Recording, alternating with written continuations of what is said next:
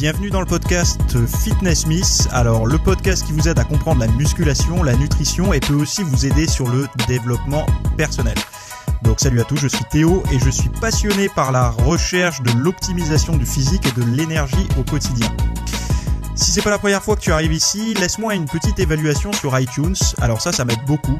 Et puis, sache que le podcast peut exister grâce à tous ceux qui me soutiennent financièrement en faisant partie des VIP. Donc, tu auras toutes les infos durant le podcast ou alors tu peux aller voir directement en description de cet épisode si tu veux en savoir plus. Voilà. Donc, bonne écoute à toi et à tout de suite. Salut à tous, nouvel épisode aujourd'hui. Alors, j'espère que vous avez bien dormi parce que en fait, là, on va parler du sommeil. On va parler du sommeil et du style de vie, des réflexions. Alors, des notes que j'avais mises de côté et que j'ai perdues. Je suis dégoûté. J'avais pris plein de petites notes par rapport à ce podcast que j'avais envie de faire et je les ai perdues. Donc, du coup, je les ai pas sauvegardées. Donc ça m'apprendra un petit peu à pas être organisé, mais bon, et je vais pas culpabiliser là-dessus, je vais pas râler là-dessus, c'est bon, c'est pas grave, ça sert à rien. C'est fait. Heureusement que j'apprends bien les choses et que je vais pouvoir vous les ressortir à peu près comme je les ai comprises. Donc on va parler un petit peu de style de vie plus tard, mais là j'aimerais vous parler un petit peu du sommeil. Alors par rapport au sommeil et de la testostérone particulièrement, on a souvent tendance à lire un petit peu sur les blogs, tu sais, les trucs un peu putaclic, etc. Oui, durant la nuit, l'hormone de croissance est sécrétée, la testostérone aussi, il faut bien dormir, blablabla, blablabla. Mais en fait, il faut comprendre plus loin que ça. Et en fait, on va voir que par rapport à la partie style de vie qu'il y aura en fin de podcast, pourquoi faut comprendre tout ça. Tu sais, pareil, on va parler des érections durant la nuit. Alors là déjà le mec il se dit waouh, attends, il me choque là d'entrée de jeu, il parle d'érection, on est sur un podcast, attention. Donc en fait, durant la nuit, tu sais, t'as des érections si t'es un homme, et si t'es une femme d'ailleurs, t'as aussi des choses qui se passent en bas durant la nuit. Et finalement, ça se passe régulièrement durant une phase du cycle de sommeil qui s'appelle le cycle de sommeil, la phase du sommeil paradoxal. Et durant cette période-là, si tu veux, t'as le système sympathique, donc le système nerveux sympathique qui est celui qui t'alerte, plus ou moins, qui est plutôt mis au repos au profit du système nerveux parasympathique, celui qui va plutôt te relâcher. Et donc en fait, par cette action-là du système nerveux parasympathique qui prend le relais pendant le sommeil paradoxal, ça va inhiber la production. Alors ça, c'est une théorie de, je sais plus comment il s'appelle, mais c'est une hypothèse, d'un chercheur. Ça inhibe la production de noradrénaline et du coup, t'as ton érection, tu profites de la testostérone qui circule, etc. Donc, voilà. Déjà, ça c'est un premier indicateur. Ensuite, en fait, ils ont fait des tests pour voir par rapport aux personnes qui avaient des problèmes d'érection. Ils leur ont foutu un espèce d'élastique avec un truc qui mesure le diamètre du pénis durant la nuit et tout simplement, ils voyaient si oui ou non les personnes avaient une augmentation durant la nuit de la circonférence du pénis, donc une érection, tout simplement. Et par rapport à ça, ils pouvaient définir si les gens avaient un problème d'érection d'origine physiologique ou psychologique. Parce que oui, si c'est psychologique, durant la nuit, en fait, t'as pas de problème. Et si c'est physiologique, tu vas quand même avoir des problèmes d'érection durant la nuit, même si tu dors. Donc ils appellent ça de l'anxiété sexuelle. Donc voilà. Bref, nous le sujet c'est pas ça. Le sujet c'est que cette sécrétion en fait de testostérone durant la nuit et d'hormones de croissance et tout ça. Alors chez l'enfant, c'est en début de nuit. En début de nuit, tu vois le sommeil à ondes lentes au début, tu vas avoir ces sécrétions-là avec la synthèse de protéines, etc. Et c'est sécrété au moment du sommeil des premières phases de sommeil paradoxal au niveau de la testostérone, et c'est au niveau du cerveau. En fait, le signal, c'est au niveau d'une glande au niveau du cerveau. Et ça, c'est la première phase du sommeil paradoxal, donc la première phase en début de nuit. Et on sait, ceux qui ont suivi les formations sur le sommeil savent que la plupart le gros ratio en sommeil paradoxal qu'on va avoir, c'est plutôt en fin de nuit. C'est-à-dire que on a des cycles de sommeil tout au long de la nuit, mais le ratio à l'intérieur de ces cycles entre le sommeil à ondes lentes et le sommeil paradoxal, bon, il y a un autre cycle, il y a une autre phase, pardon, le ratio n'est pas le même. C'est-à-dire que les cycles font plus ou moins tous la même durée, mais à l'intérieur des cycles, le ratio de sommeil à ondes lentes, le sommeil profond et le sommeil paradoxal, c'est pas le même ratio. C'est-à-dire qu'en début de nuit, on a peu de paradoxal, beaucoup de lent, beaucoup de profond, et plus on avance dans la nuit, plus on se rapproche du petit matin, plus le sommeil profond est lent et la durée des phases est courte, et plus le sommeil paradoxal, la phase de sommeil paradoxal est longue. Mais ils se sont rendus compte quand même que pour profiter de la testostérone durant la nuit, enfin d'une bonne sécrétion, de bien profiter des effets de la testostérone durant la nuit, c'était sécrété en début de nuit, pendant les petites phases de sommeil paradoxal. Donc on sait que la testostérone, ça joue sur plein de choses, et notamment, quelque chose qui est intéressant aussi, c'est que les personnes qui ont des troubles au niveau sexuel, des troubles de l'érection, des déficits au niveau de la testostérone, etc., souvent, ça peut être aussi des personnes qui font de l'apnée du sommeil. Et pourquoi ? Parce que l'apnée du sommeil va vous créer des micro-éveils durant la nuit et va vous empêcher à rentrer en sommeil paradoxal. Donc, ce qui induit que vous n'allez pas sécréter d'hormones, les hormones sexuelles, etc. Donc, pas mal de problèmes au niveau du sommeil, au niveau de la testostérone, des hormones sexuelles et du comportement, etc. Donc, du coup, ce qu'on peut voir, c'est que là, on va passer plus sur la partie style de vie. Donc, j'espère que mon charabia n'aura pas été trop complexe à comprendre. C'est juste pour vous donner de la réflexion, en fait, par rapport à mes lectures, etc. Et le but de ce podcast, c'est de vous apporter un petit peu comme ça d'infos, et après à vous d'aller chercher si vous avez envie de creuser un petit peu le sujet, etc. Vous allez voir qu'au niveau du sommeil, c'est hyper complexe. C'est-à-dire que on en sait relativement peu et à la fois beaucoup. Et finalement, on sait pas mal de choses, mais en même temps, les choses qui nous intéressent vraiment, on les sait pas forcément toutes. Et par rapport au style de vie, moi, ce que je me suis rendu compte, c'est que ça, c'est une observation personnelle, c'est ma propre réflexion. En fait, on a énormément évolué sur les dernières années. C'est-à-dire que au niveau de notre travail, par exemple, on a beaucoup plus de travail sur écran, de travail de type sédentaire que de travail physique. Et on tarde de plus en plus le soir devant les écrans, etc. Et pourtant, notre sommeil est plus ou moins de la même durée qu'avant. C'est-à-dire que on n'a pas forcément... en fait, on a énormément changé nos habitudes au niveau boulot, style de vie, etc., avec les écrans, avec la documentation, avec les stimulations cérébrales, etc., tu sais, toutes les notifications que tu reçois sur ton téléphone, les mails, les vidéos que tu vas regarder. Donc, on a énormément d'informations en permanence durant toute la journée. On sait que le sommeil, et notamment le sommeil paradoxal, la phase de sommeil paradoxal est là pour toute la partie mémoire, compréhension, assimilation, digestion de toute cette information. Mais pourtant, on n'a pas changé réellement nos habitudes de sommeil. C'est-à-dire que, est-ce qu'on est dans une phase où le sommeil, les cycles de sommeil ont besoin de s'adapter ?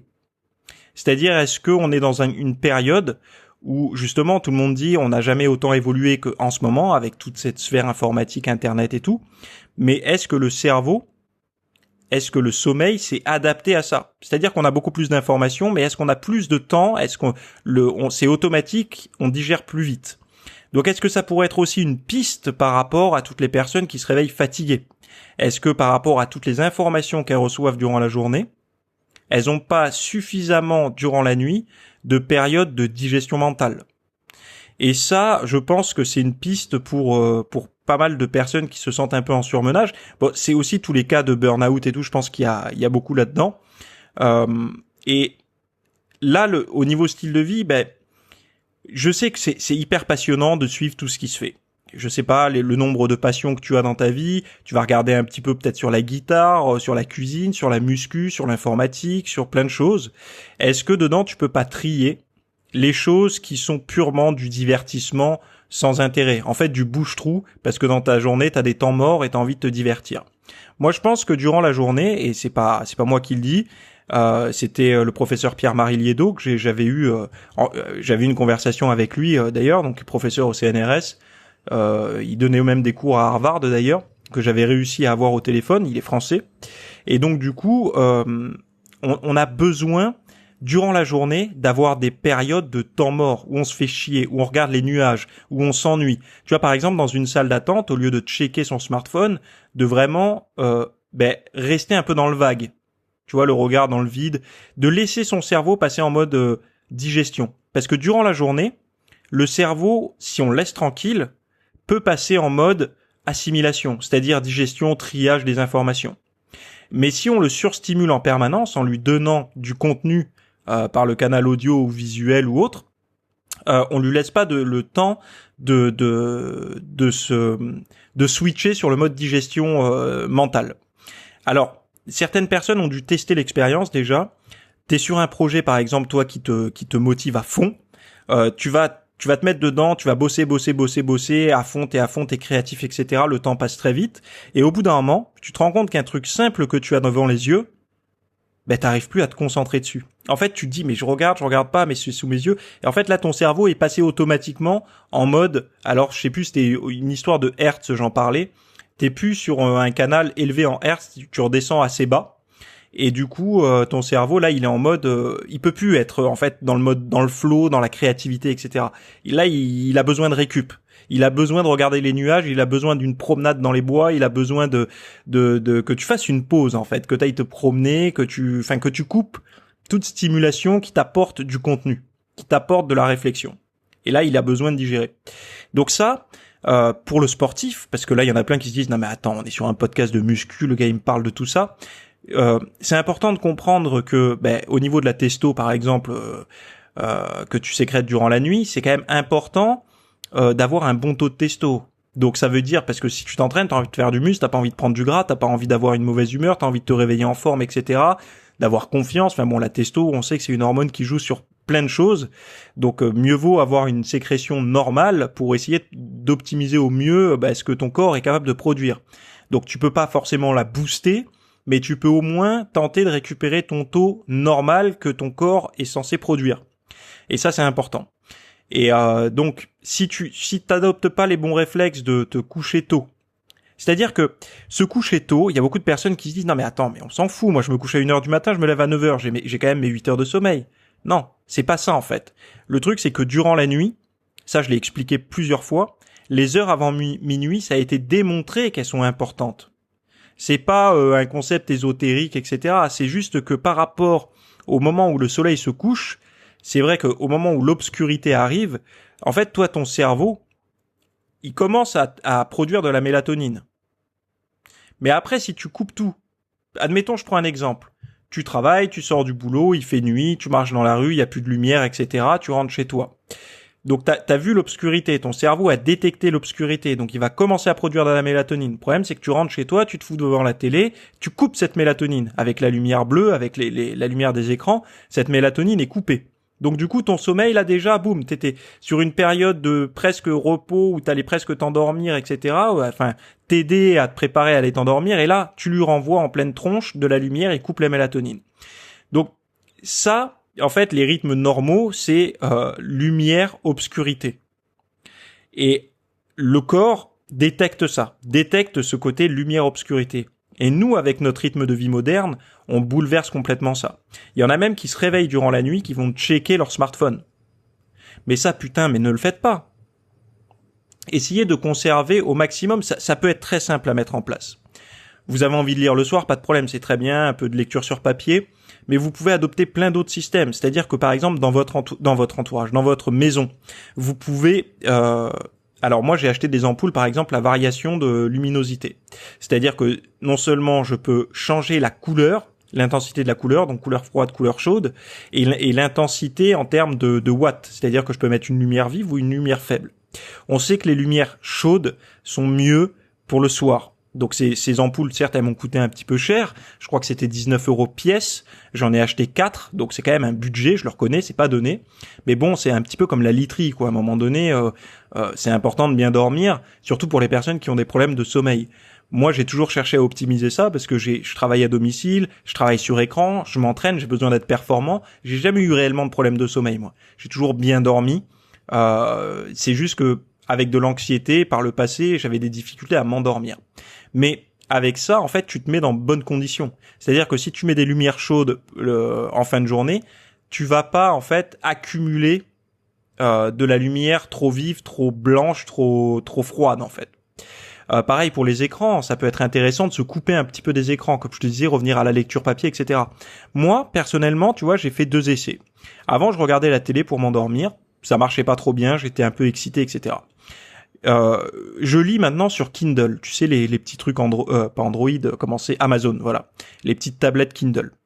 La lumière est relativement faible, en plus s'adapte à la luminosité ambiante. Et donc du coup, j'ai une lumière assez faible et plutôt chaude, elle est pas trop blanche. Et donc du coup, ça me pose pas de problème pour m'endormir. Donc moi, je pense que les bons conseils pour ce podcast, c'est d'essayer de grappiller quelques minutes avant minuit. Et je sais qu'aujourd'hui, les gens ont l'impression de perdre leur temps, pas de perdre leur temps, mais de rater un petit peu leur journée si elles profitent pas en allant sur Netflix et tout après le boulot. Moi, je pars du principe que si tu te couches tôt, tu te réveilleras en forme, et si t'es en forme, t'accomplis plus, et le soir, tu te coucheras vraiment bien dans tes basques, etc. Tu sauras que t'as accompli plein de choses. Et puis encore une fois, si tu te réveilles tous les matins et t'as la tête dans le cul, c'est pas forcément signe que t'as eu un sommeil bien réparateur.